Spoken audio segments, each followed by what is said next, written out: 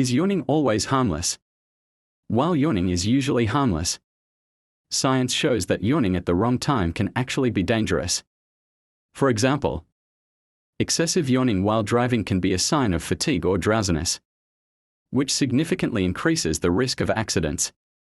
Neurologically, frequent yawning might also indicate underlying health issues like sleep disorders, stress, or even early signs of brain conditions. So while one yawn might be normal, yawning too much or at inappropriate moments shouldn't be ignored.